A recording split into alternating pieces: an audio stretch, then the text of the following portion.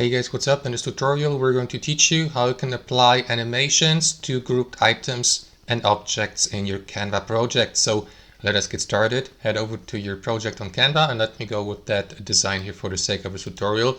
So guys, in the first step you will need to group your items or elements. To do that, simply left click on one of them. So let me go with the text box here.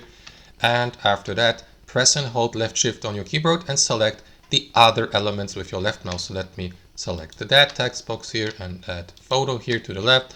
And let me go with these three elements. And after that, confirm that by clicking on group here. That is going to group your elements. Now guys, to apply an animation to them, simply make sure that your entire group is selected.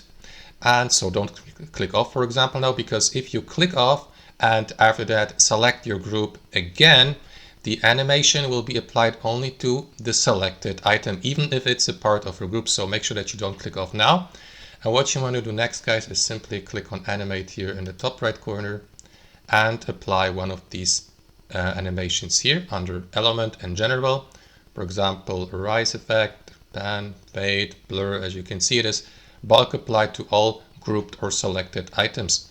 And again, guys, if I, for example, click off here, for example, to unselect the group and click into one element of that group again, it will still be a part of that group, as you can see.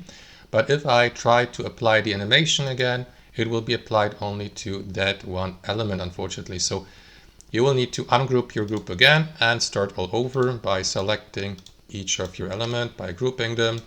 And once your entire group is selected, click on Animate and apply your animation to a bulk apply it to your entire group. And that's how it works in practice, guys. Thanks for watching and have a wonderful day.